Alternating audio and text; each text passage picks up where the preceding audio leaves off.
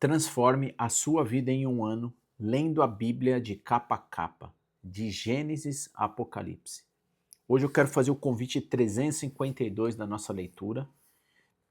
Se Deus assim permitir, iremos concluir o livro de Esdras, né? Nós lemos ontem, a gente finalizou no dia 351 o livro de Neemias, né? Hoje a gente vai finalizar o livro de Esdras. Esdras e Neemias, né, nós podemos entender que é um livro só, um conjunto só, né? A Bíblia tem 66 livros, capítulos e versículos, e isso é tudo para nos auxiliar. Obrigado, Bel, obrigado, o áudio está ótimo, maravilha, muito bom, obrigado por me ajudar aqui. Então, abra sua Bíblia no capítulo 7, e eu já de antemão quero antecipar que se você perdeu algum dia de leitura, e a gente está lendo a Bíblia, né, de um modo diferente, nós estamos intercalando os livros. E quando eu intercalo os livros, né, no tempo, na geografia, no contexto, a gente consegue entender melhor a obra de Deus, a vontade de Deus. Nós estamos justamente lendo o retorno do povo, a reconstrução, né, do templo, o retorno do povo da Babilônia, né, do exílio babilônico, né, no tempo do Medo-Persa, né, do Império Medo-Persa, onde Dário realmente libera, né, e a gente está vendo também o rei Artaxerxes aqui nesse contexto, que incentiva, que manda tanto Esdras e Neemias, né, ajudarem a reconstruir os muros de Jerusalém, e o povo então está reunido, se alegra, tem as suas orientações, tem alguns pequenos desvios nesse momento. A gente vai ver também algumas coisas de as pessoas, a gente falou um pouco sobre isso nas leituras anteriores, ou na leitura anterior, sobre ambiente, pessoas que a gente convive, né? A gente vai ver que as pessoas esqueceram, né? Quando se passa anos e a gente acaba convivendo de um modo diferente, a gente perde tudo os nossos costumes, né? Os nossos bons costumes, né? Eu mencionei que primeiro Paulo diz aos Coríntios, na primeira carta, no seu capítulo 15, versículo 33, dizendo que as más companhias, né, corrompem os bons costumes. Então, nós que vivemos, né, bons costumes, bons princípios, nós podemos nos corromper. E uma mente corrompida, né, é uma mente que, ainda bem que Deus é bondoso, né? Deus nos criou com uma mente elástica, né? Ou seja, a gente consegue mudar, né? Não, a gente não muda hábito, a gente substitui hábito. Então, precisa entrar o novo, né? Cristo, precisa ser renovado a gente, né? Todos os dias. Precisa entrar o novo para a gente então poder sair. Mas por que eu estou entrando nessa conversa? Porque em algum momento na nossa leitura hoje, nós vamos ver as pessoas se misturaram com os estrangeiros, nós vimos isso. Mas vamos então à leitura, e aí então a gente consegue ir entendendo, compreendendo a vontade de Deus e naquele momento, naquela época, tá? E a gente pode até colocar, né, sempre, extrair para os nossos dias a dias, para os dias de hoje. Ele diz assim no capítulo 7 de Esdras: muitos anos depois, durante o reinado de Artaxerxes, rei da Pérsia, havia um homem chamado Esdras, esse que a gente está lendo. Ele era filho de Seraías, filho de Azarias, filho de Ilquias, filho de Salum, filho de Zadok, filho de Atube, filho de Amarias, filho de Azarias, filho de Mariote, filho de Zeraías, filho de Uzi, filho de Buque, filho de Abissua, filho de Finéias, filho de Eleazar, filho do sumo sacerdote Arão. Esdras era escribas, conhecedor da lei de Moisés, dada ao povo pelo Senhor, o Deus de Israel. Esdras foi a Babilônia, a Jerusalém, e o rei lhe deu tudo o que ele pediu, porque a mão do Senhor, seu Deus, estava sobre ele. Por que ele recebeu? Porque a mão do Senhor estava sobre ele. Era Deus que estava sobre ele. O Espírito de Deus está sobre ti, né? Olha que bênção. Então, quando Deus está contigo, não há o que temer, né? A não ser ao próprio Deus. E aí ele então tem acesso. Olha como as coisas vão se desdobrando quando nós estamos na presença de Deus e o propósito deles. Alguns dos israelitas e também alguns sacerdotes, levitas, cantores, guardas das portas, servidores do templo, viajaram com ele para Jerusalém no 7º ano do reinado de Artaxerxes. Esdras chegou a Jerusalém em agosto. Desde o ano, desse mesmo ano, partiu da Babilônia em 8 de abril, do primeiro dia do ano novo, e chegou a Jerusalém em agosto. Né? Olha o tempo, né? Grande. Porque a bondosa mão do Senhor, seu Deus, estava de novo sobre ele, pois Esdras tinha decidido estudar a lei do Senhor, obedecer a ela, ensinar seus decretos e estatutos ao povo de Israel. Pronto. Nós temos algo muito importante aqui, né? Nós estamos vendo o exemplo desse homem, um homem que decidiu. Então nós precisamos decidir. A vida nossa é de decisão. Você decide o que você quer para a tua vida, porque Deus te dá a liberdade através do amor. Só existe o amor de Deus, né? Porque Ele nos dá a liberdade da escolha, né? Deus cria homens maduros de criar as possibilidades de você fazer o bem ou o mal, né? Ah, Marcos, por que existe tanto mal no mundo? Porque Deus te ama. Mas como? Deus te criou e me criou maduro para você escolher, né, o bem ou o mal. As possibilidades de você seguir o mal ou o bem, você que escolhe, né?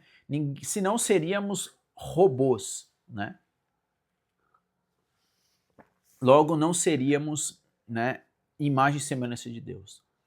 Deus é bom, Deus é perfeito. E é por isso que ele nos escolheu a sermos a semelhança dele. Versículo 11. O rei Artaxerxes tinha dado uma cópia da seguinte carta a Esdras, o sacerdote e escribas que estudava os mandamentos e decretos do Senhor e os ensinava a Israel. De Artaxerxes, rei dos reis, ao sacerdote Esdras, mestre da lei de Deus dos céus. Saudações. Eu, né, que é o Artaxerxes, decreto que qualquer israelita em meu reino, incluindo os sacerdotes e os levitas, que desejar regressar com você para Jerusalém, poderá ir. E meus 7 conselheiros instruímos a investigar a situação em Judá e em Jerusalém, com base na lei do seu Deus, que está em suas mãos. Também o encarregamos de levar consigo a prata, o ouro. Lhe entregaremos voluntariamente como oferta para o Deus de Israel, que habita em Jerusalém. Além disso, você levará toda a prata, todo o ouro que obtiver na província da Babilônia, bem como as ofertas voluntárias do povo dos sacerdotes para o templo de seu Deus, em Jerusalém. Use esses recursos para comprar novilhos, carneiros, cordeiros e as respectivas ofertas de cereal, também e ofertas derramadas. Tudo isso será oferecido no altar do templo do seu Deus em Jerusalém. Né? Então receba tudo essas bênçãos, compra, ofereça, né? Não se enriqueça, né? Ofereça. Então olha a diferença de muitos que recebem, mas se abstém dela, né? se obtém dela, cria uma avareza, né? Represa as bênçãos e não compartilha. A prata e o ouro representam, porém, poderão ser usados como parecer melhor a você e seu povo, conforme a vontade de Deus. Quanto aos utensílios que lhe confiamos para o serviço do templo de seu Deus, entregue-os diante de Deus de Jerusalém. Se precisar de mais alguma coisa para o templo de seu Deus ou para qualquer necessidade semelhante, use recursos da tesouraria real.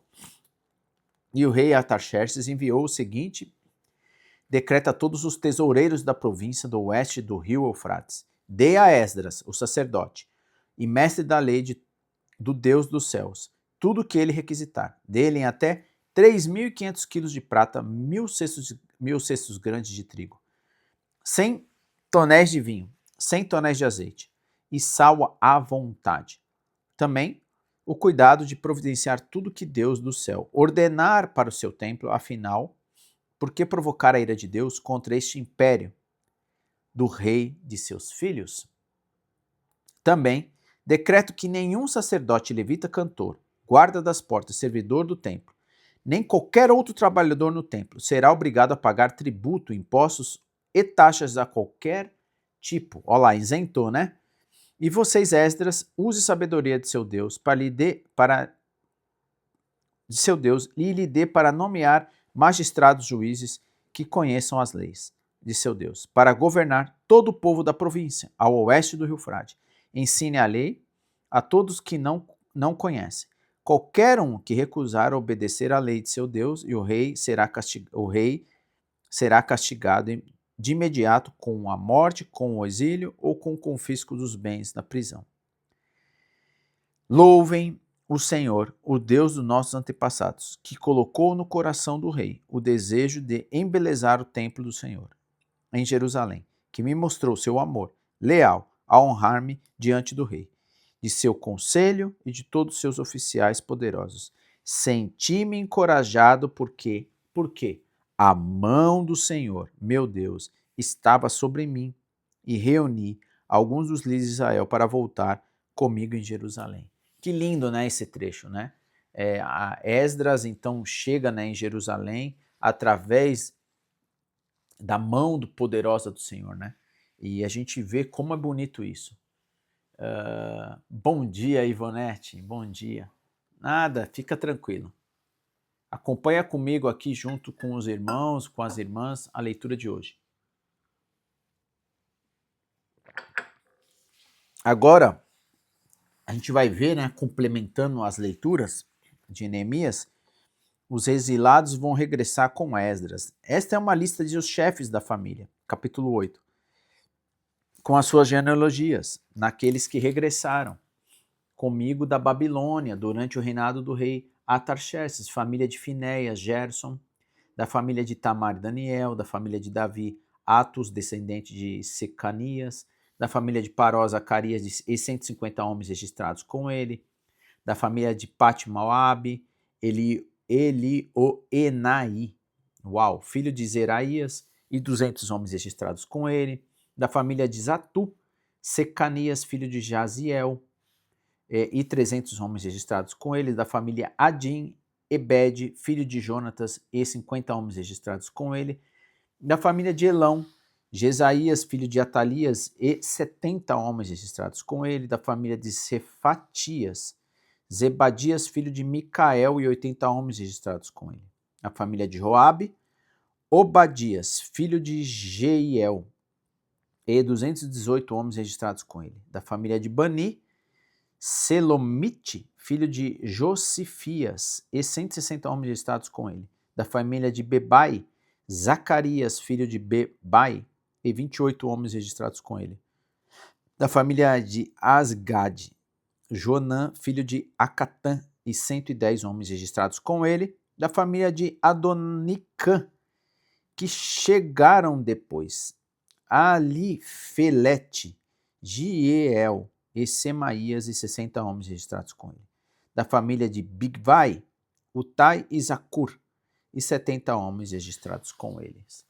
Né? Reuni os exilados perto do canal de Ava e acampamos ali por 3 dias, enquanto eu revisava a lista do povo e dos sacerdotes que haviam chegado.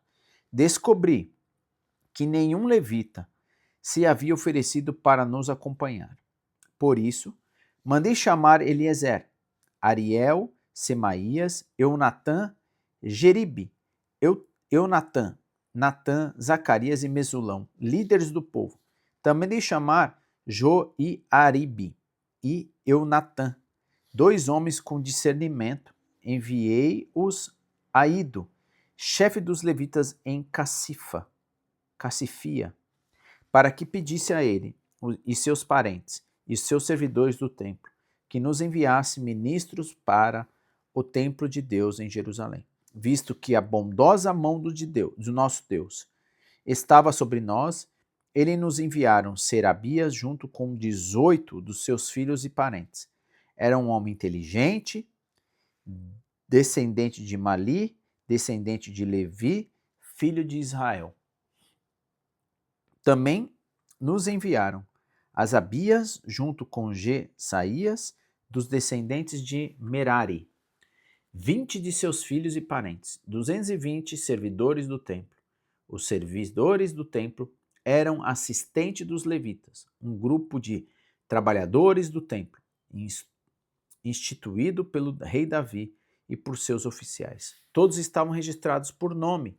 Ali, junto ao canal de Ava, ordenei que todos nós jejuássemos e nos humilhássemos diante de nosso Deus.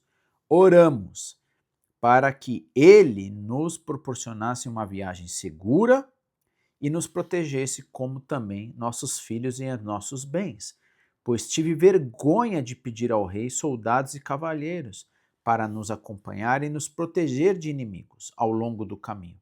Afinal, tínhamos dito ao rei: a bondosa mão do nosso Deus está sobre todos que o adoram, mas o seu poder e a sua ira estão contra todos que o abandonam, né? Aqui, eu vou até a bondosa mão do nosso Deus está sobre todos que o adoram, mas o seu poder e a sua ira estão com todos contra os que o abandonam.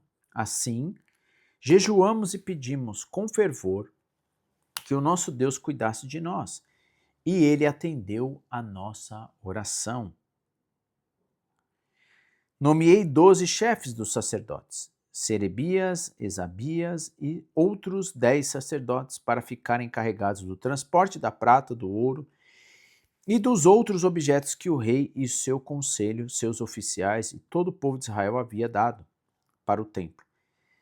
Pesei o tesouro e entregá-lo e o seu total era 22.750 quilos de prata, 3.500 quilos de utensílio de prata, 3.000 quilos de ouro, 20 tigelas de ouro para cada uma pesando 8,6 quilos, 2 utensílios finos de bronze polido, tão valioso quanto o ouro. Olha que interessante aqui, né?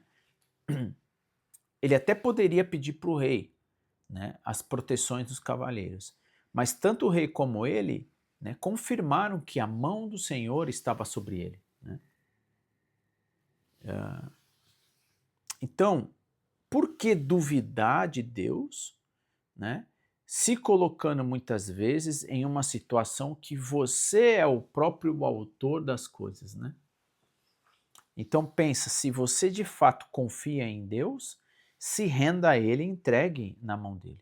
Ore, jejue, né? Coloque na mão de Deus para que Ele possa nos proteger, né? No caso, diante dessa viagem, né, que eles estavam fazendo. Porque talvez muitas vezes nós duvidamos da presença de Deus, né? E acabamos querendo ser o autor dessa segurança, né? E aí ele continua: eu disse aos sacerdotes, vocês e esses tesouros foram consagrados ao Senhor.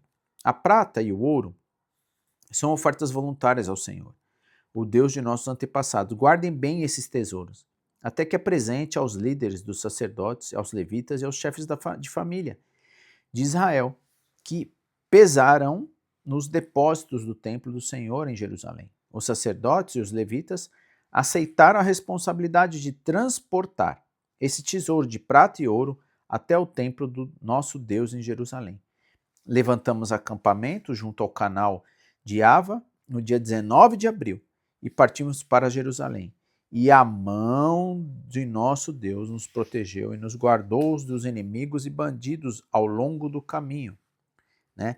E a mão do nosso Deus nos protegeu e nos guardou de inimigos ao longo do caminho. Irmãos, primeira coisa, né? Engano no saber que a gente tem inimigo, né? O inimigo das nossas almas, vocês já sabem quem são, né? Tanto as pessoas que tem a liberdade de escolha de fazer o mal, e o próprio Satanás, né, que está por trás disso. Mas com Deus, Deus está sempre nos protegendo, nos guardando e nos livrando disso, né?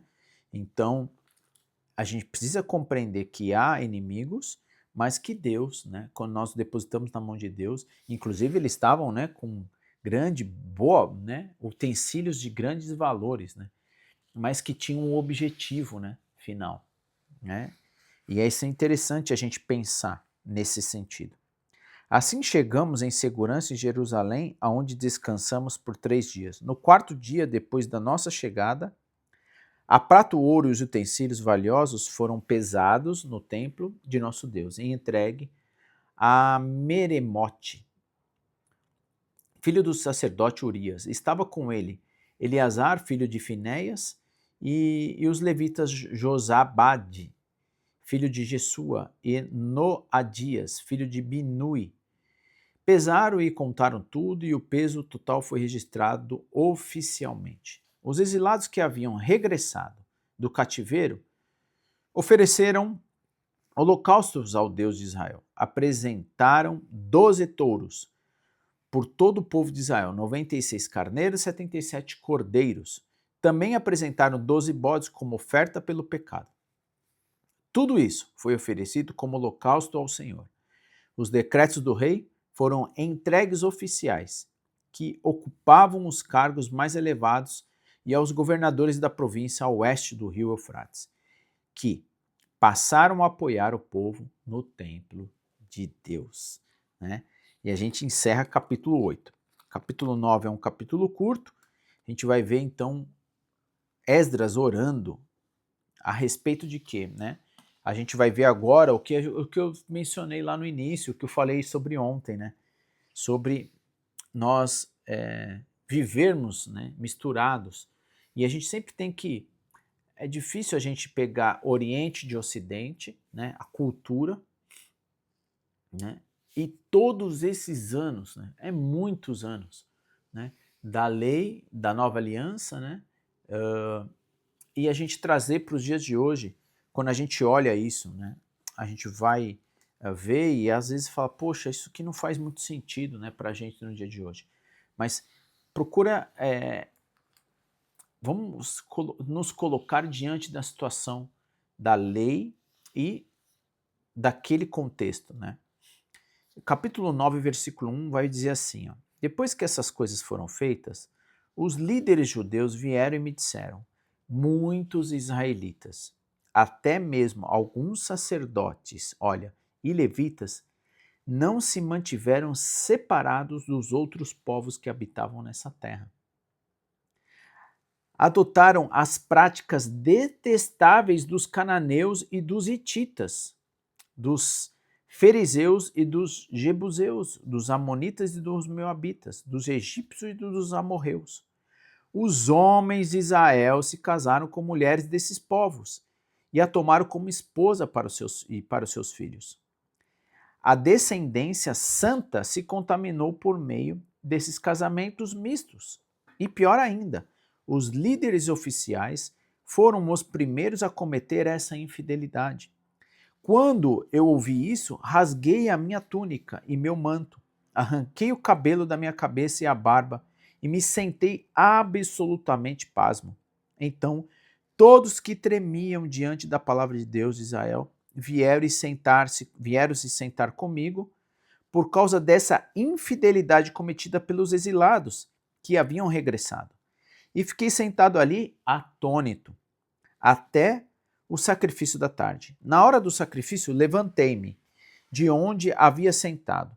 Em lamentação, com as roupas rasgadas, caí de joelho, ergui as mãos ao Senhor, meu Deus, e orei. Ó meu Deus, estou profundamente humilhado e tenho vergonha de levantar o meu rosto para ti, pois nossos pecados se elevam acima de nossas cabeças e a nossa culpa chegou até os céus. Desde o dia de nossos antepassados até agora, temos vivido cheios de pecado. Por isso, nós, nosso rei e nossos sacerdotes fomos entregues nas mãos dos reis da terra. Eles reconhecem. Fomos mortos, capturados, roubados, desprezados, como acontece hoje. Agora, porém, a graça do Senhor, nosso Deus, foi-nos concedida por um breve momento. Ele permitiu que alguns de nós sobrevivêssemos como um remanescente e nos deu segurança neste lugar santo.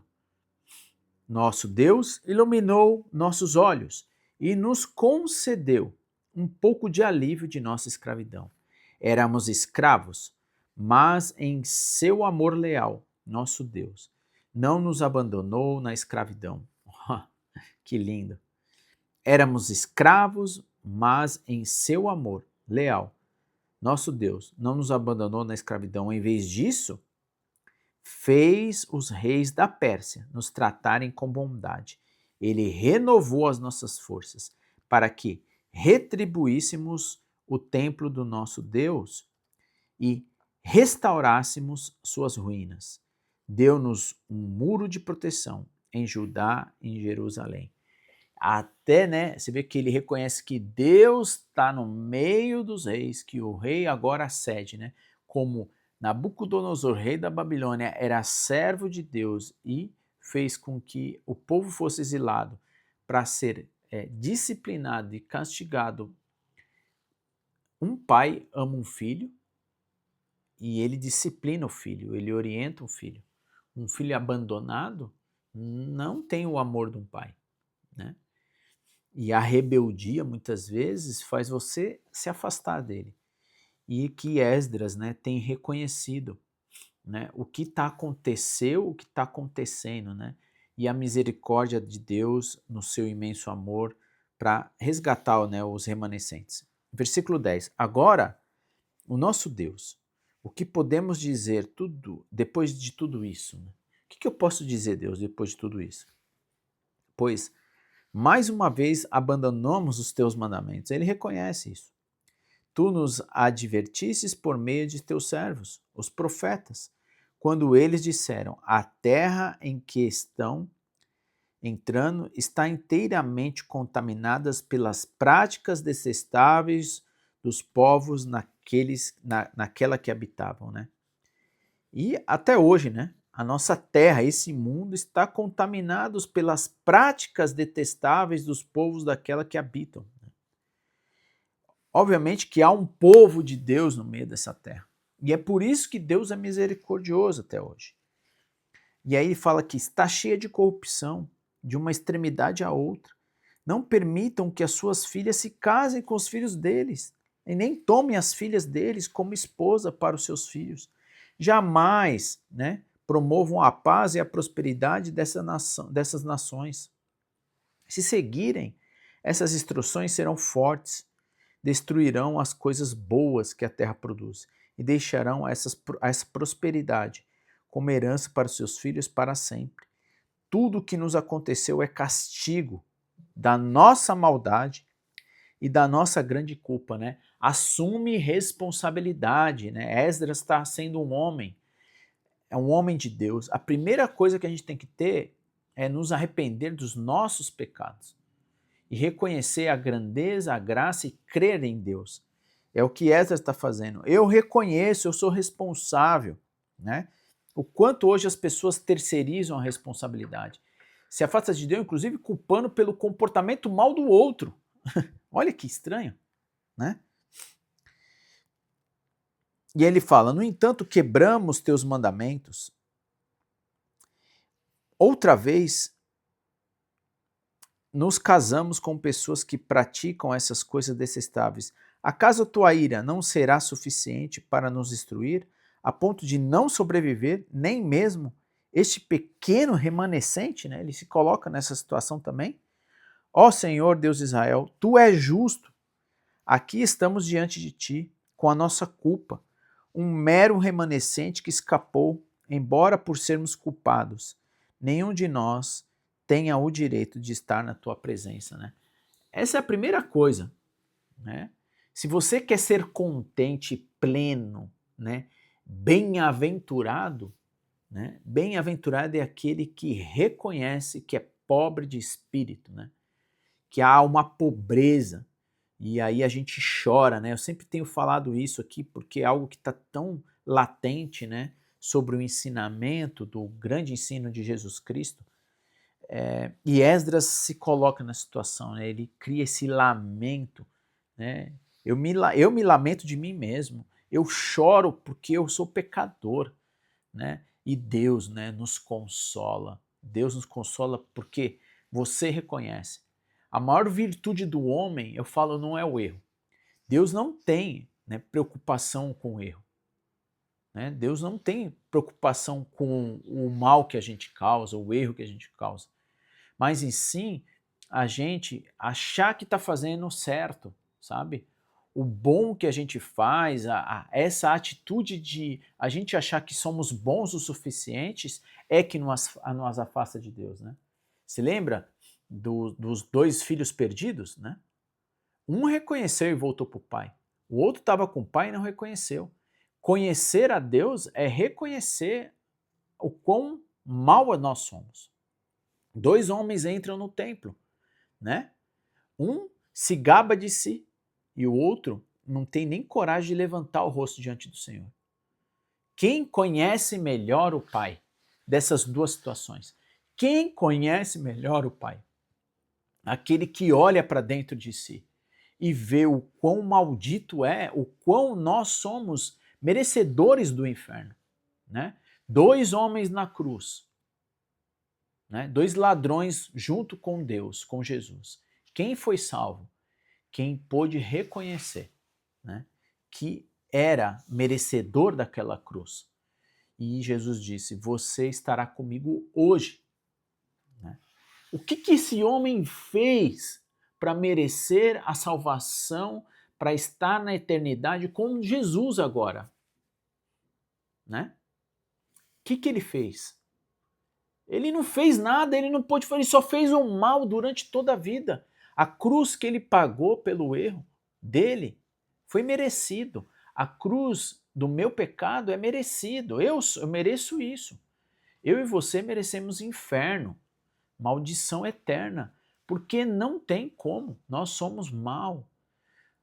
O bem que nós fazemos é o Espírito que está em nós. Eu sempre digo, o bem que eu faço não sou eu, é Deus. O mal, sim, sou o Marcos Valente, esse mesmo que está falando com você. É sobre esse reconhecimento, sobre essa responsabilidade de nós nos colocarmos diante do Senhor. E Deus vai agir na obra, né? Como ele agiu aqui com Esdras, porque a mão de Deus estava sobre eles. É a busca incessante, como Paulo perseguia, né? Ele fala, eu persigo, eu sigo, eu busco o alvo. E a santidade, plenitude vai estar no dia que a gente ressuscitar.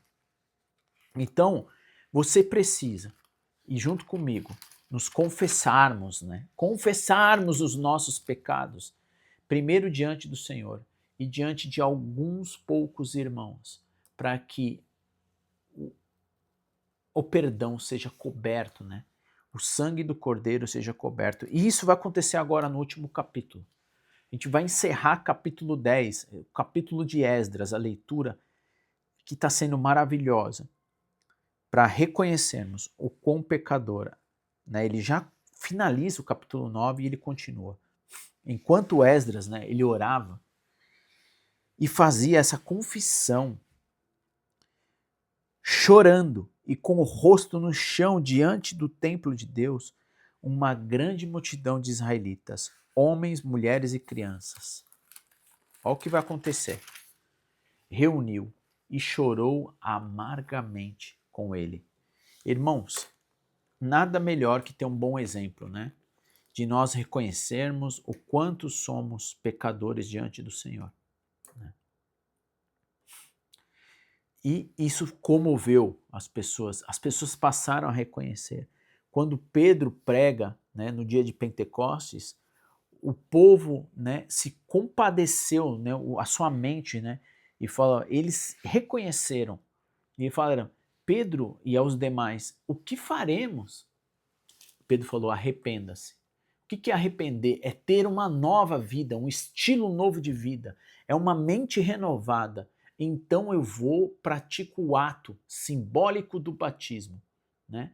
Que na simbologia tem uma mudança de mentalidade. O batismo é algo que Jesus deixou. Batismo e também, antes da morte. E de pregar, né? Batizai a todas as nações. E lembre-se da minha ceia, né? Lembre-se do meu corpo e do meu sangue derramado na cruz. E aí, versículo 2 fala, então Sacanias, filho de Jeiel, descendente de Elão, disse a Esdras, fomos infiéis ao nosso Deus, pois nos casamos com mulheres estrangeiras e povos dessa terra. Apesar disso, há esperança para Israel. Façamos agora uma aliança com o nosso Deus, firmando que nos divorciaremos de nossas esposas estrangeiras e mandaremos embora com os nossos filhos, com os seus filhos. Seguiremos seu conselho e o conselho dos outros, que tremem diante dos mandamentos de nosso Deus, que tudo seja feito de acordo com a lei de Deus. Levante-se, pois é seu dever de nos dizer como corrigir essa situação. Nós apoiaremos, portanto, seja forte e faça o que tem que ser feito. Então Esdras se levantou e exigiu que os líderes dos sacerdotes, levitas e todo o povo de Israel jurassem que faria que Secanias tinha dito.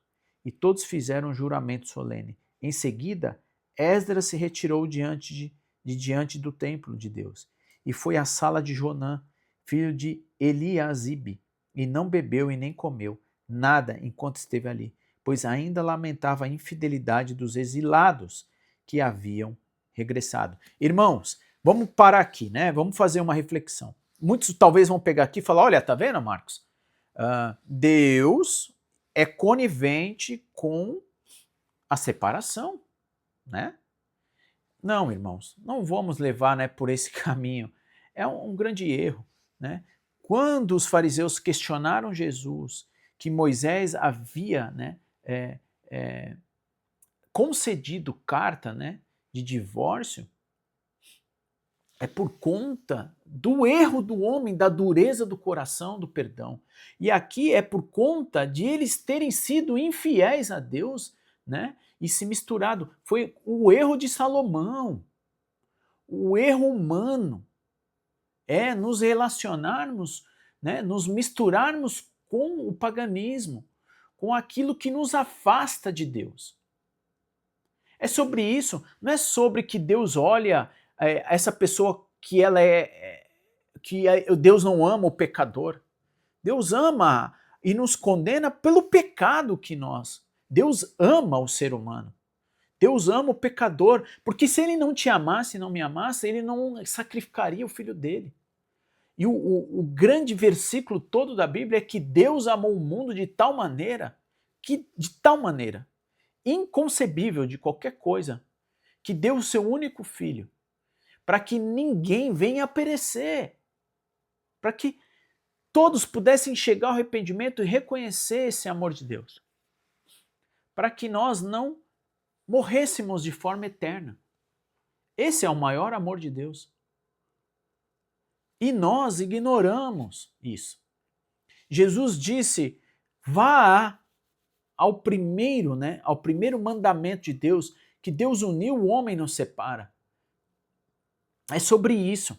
E não pegarmos alguns, tirar fora de um contexto e aplicar esse contexto para a safadeza dos nossos erros. Se lembra que eles estão reconhecendo antes o quanto eles estão errados? Né? É sobre isso. É sobre ter compreensão do quantas más escolhas nós fazemos. Deus aqui, ele não está sendo conivente com a separação, e sim com as más escolhas de más condutas que nós fazemos, com o jugo desigual, né, que Paulo vai dizer lá em Corinto. E é sobre isso. Então, para todos nós reconhecermos e olharmos para dentro de nós, olhar de fato, olhar no espelho, ver o quão sujo nós somos e o quão arrependidos nós devemos. E se você que ainda, né, vá fazer escolhas que você possa colocar diante da mão de Deus, né, a escolha pela qual você deve, com quem você deve se casar, né? Não case com jugo desigual, porque o que estava acontecendo? Os homens que casaram se misturar com as mulheres, eles que estavam sendo corrompidos. Se lembra? 1 Coríntios, as más companhias corrompem os bons costumes. Isso não estou querendo falar para você evitar não amar essas pessoas. O amor, ele é incondicional. Mas viver um estilo de vida com essas pessoas te leva à corrupção. Né? Gaia, ó, a cachorra quer participar aqui também. Continuando o versículo 7. Versículo 7 diz: Depois disso foi feita uma proclamação por todo Judá e Jerusalém, para que todos os que vieram do exílio reunissem em Jerusalém. Aqueles que não viessem em 3 dias perderiam todas as suas propriedades e seriam expulsos da comunidade dos exilados, conforme a decisão dos líderes e das autoridades. Dentro de 3 dias, todo o povo de Judá e de Benjamim havia se reunido em Jerusalém. A reunião aconteceu no dia 19 de dezembro, e todo o povo estava sentado na praça diante do templo de Deus. Tremiam por causa da seriedade do assunto, porque chovia. Então o sacerdote Esdras se levantou e disse: Vocês agiram de modo infiel. Aumentaram a culpa de Israel ao se casar com as mulheres estrangeiras. Agora, confesse seu pecado ao Senhor, o Deus de seus antepassados, e faça o que agrada a ele. Confesse quem? Ao Senhor, né? E faça com que agrade ele. Separem-se do povo da terra e dessas mulheres estrangeiras. Toda a comunidade respondeu em alta voz: Você tem razão, faremos o que disse.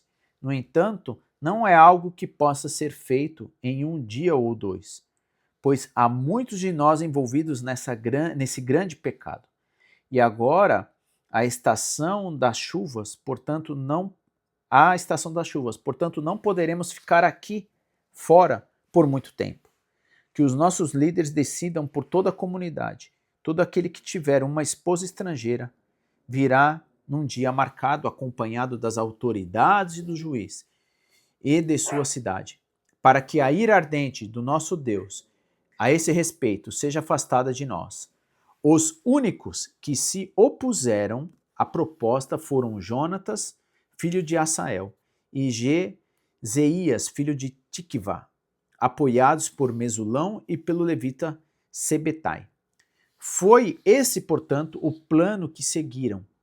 Esdras escolheu líderes para representarem as suas famílias e designou cada representante por nome. No dia 29 de dezembro, os líderes se reuniram para tratar da questão. Assim, em 27 de março, o primeiro dia do ano novo, havia terminado de resolver todos os casos de homens que tinham se casado com mulheres estrangeiras. Versículo 18, né, vai tratar agora dos culpados de casamento misto. Os sacerdotes que se casaram com mulheres estrangeiras foram da família de Jesua, filho de Jeozadaque, e de seus irmãos Mesaías, Eliezer, Jeriabe e Gedalias. Assumiram o compromisso de divorciar-se de sua esposa, e cada um ofereceu um carneiro como sacrifício por causa de sua culpa.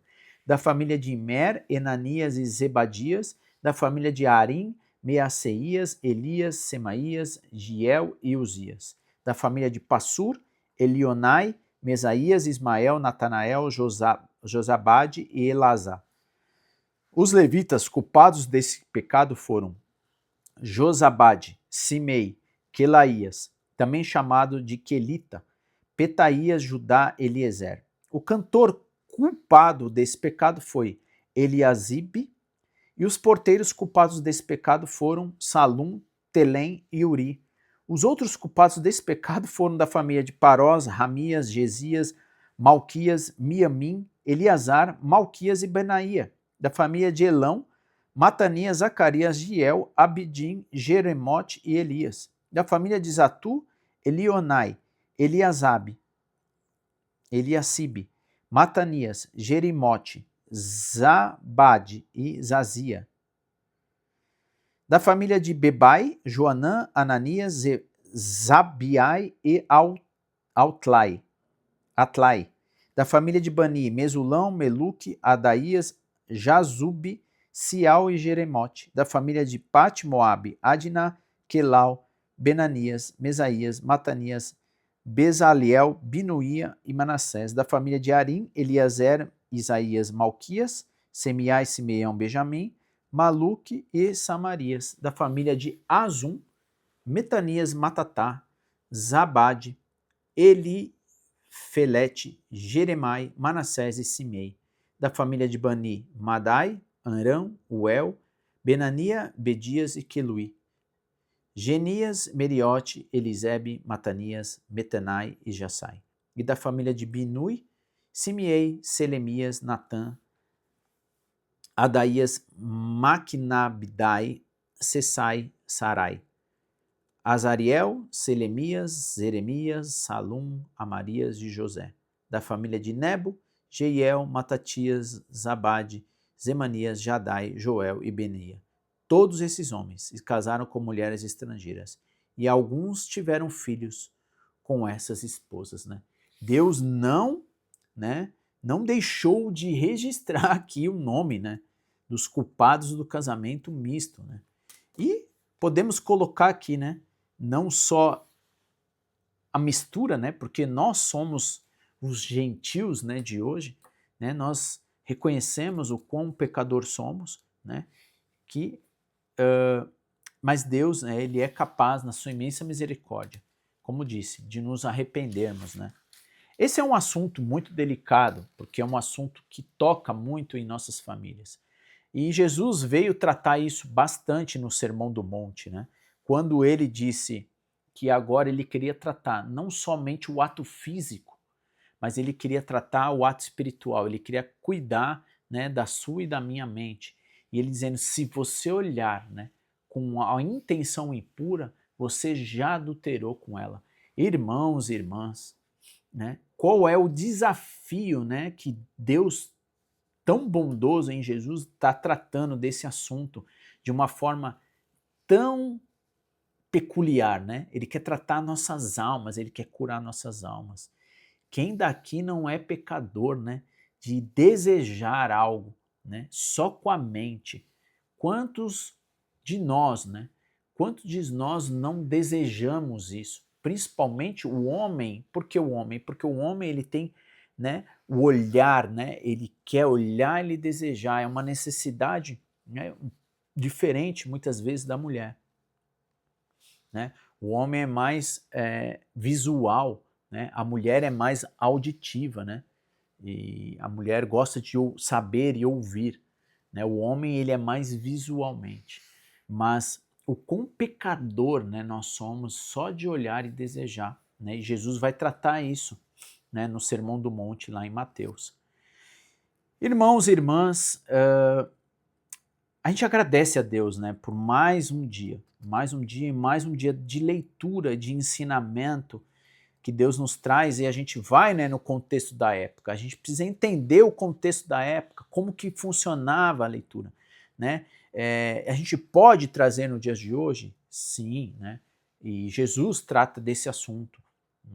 Como a importância de a gente manter-se fiel, a fidelidade a Deus nos faz a gente tornar-se fiel com a pessoa da qual nós escolhermos, viver até que a morte nos separe, Então, Deus está tratando desse capítulo agora aqui sobre a infidelidade da mistura, de eles estarem começando a viver, Foi assim Salomão, a viver uma vida longe de Deus. Não que a mulher que leva o homem ao erro, não é sobre algo peculiar tão pequena, mas é sobre o distanciamento das práticas pagãs, que Salomão, que esses homens estavam vivendo. Era sobre isso. Bom, quero convidar então você a uma breve oração para a gente encerrar mais esse livro no dia 352, da nossa leitura. E aí a gente, se Deus permitir, o dia 353 nós vamos ler, e vamos ler um livro só também, né? E vamos encerrar mais um livro, que é o livro de Malaquias, no dia 353. Vamos então orar para a gente encerrar a leitura de hoje. Nosso querido Deus, maravilhoso Pai, nós queremos reconhecer que nós somos pecadores e que o Senhor é santo, puro e perfeito. Quando nos aproximamos de Ti, quando o Teu Espírito do Senhor habita em nós e nos enche, nós enxergamos o quão pecador nós somos e o quanto dependente nós somos de Ti. Por isso nós queremos ter uma vida santa diante do Senhor. Nos ajude, nos purifique sempre, todos os dias dos nossos pecados. Nós te agradecemos porque o Senhor é misericordioso e nos achegamos diante de Ti para colocar, né, na nossa intimidade, olharmos na intimidade aquilo que nos afasta do Senhor. Ajude a reconhecer a nossa dependência e tirar de nós o pecado que muitas vezes nós carregamos e nós muitas vezes ocultamos da nossa própria mente, escondemos na nossa mente, né, no nosso inconsciente, esses pecados muitas vezes que nós carregamos por anos e anos. E isso está no nosso íntimo. Que nós possamos nos aprofundar diante do Senhor, com a ajuda do Senhor, a reconhecermos aquilo que nos afasta de Ti. Nós muitas vezes levamos pecados de estimação e nós não conseguimos nos livrar porque amamos, né? Queremos amar mais o pecado do que o Senhor. Então nos ajude diante do Senhor a sermos transformados pela Tua palavra. E te agradecemos pela essa leitura do livro de Esdras, que nos ensinou tanto quanto a todos os outros livros que nós lemos. Estamos chegando, Pai, ao término do nosso plano e o Senhor nos abençoou até aqui. Queremos pedir a Tua bênção para que o Senhor continue nos sustentando e que nós possamos ler no próximo dia mais um livro e tirar ensinamento das más condutas que também nós muitas vezes fazemos como os irmãos do passado. Então nos ajude, nos livre de mal, que Teu Espírito nos guie no dia de hoje, abençoando todas as pessoas que aqui passam e que estão sendo transformadas, alimentadas e meditando na Tua palavra no dia de hoje. No sagrado nome de Jesus que está à Tua destra, nós oramos. Amém. Obrigado por você estar aqui. 352, concluímos mais um livro, né, de Neemias. Se Deus permitir, leremos Malaquias, né, e vamos ver outro ensinamento, né, como o povo entendeu, né, que o paganismo já não adiantava, mas o que estava acontecendo no templo do Senhor, né, no templo aqui, no tempo de Malaquias, como que o povo, né, estava amando Deus, né, como Israel amava a Deus. Vamos ver aqui os ensinamentos no dia 353. E encerrando depois 353, nós vamos para o último livro. Né? Temos mais 2 livros. O Evangelho, né, de Lucas. Lucas vai mostrar o quão humano Jesus era. Né? Jesus é divino, Jesus é Deus. João, o Evangelho de João vai ensinar muito sobre isso, que a gente leu. E Lucas vai tratar o quão humano, né, Deus, né, Jesus é. Nós possamos olhar como enxergar Deus, olhando para Jesus. Né? Glória a Deus. Bom, quero agradecer por todos que aqui passaram, né, e se manifestaram, e aqueles também que passaram aqui e não se manifestaram, a Diva, do Willio, a Bel, né, a Ivonete,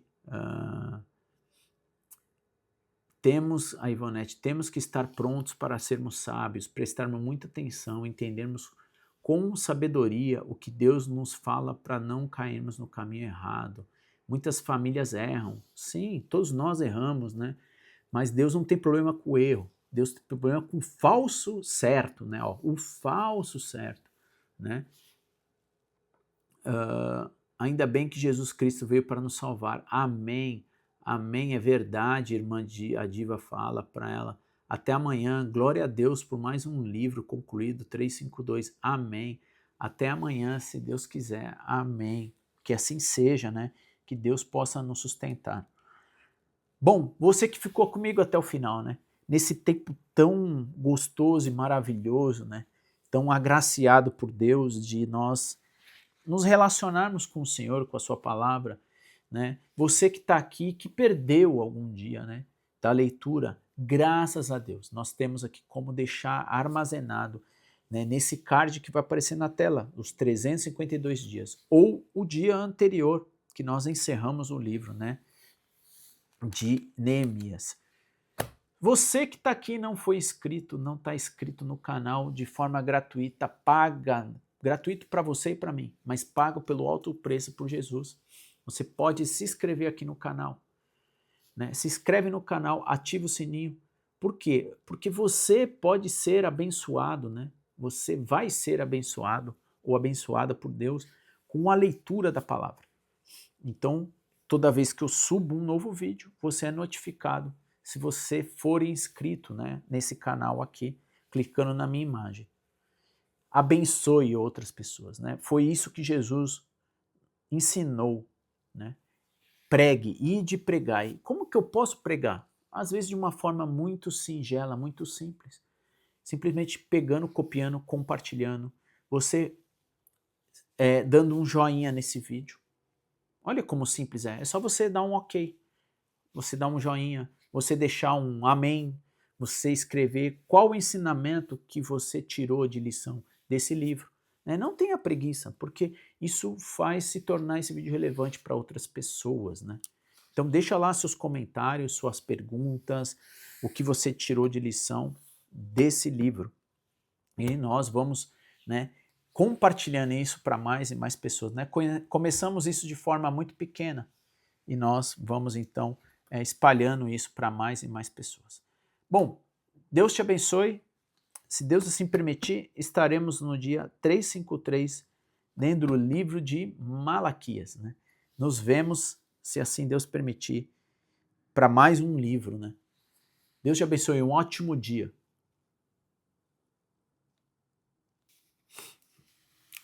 Obrigado, Senhor.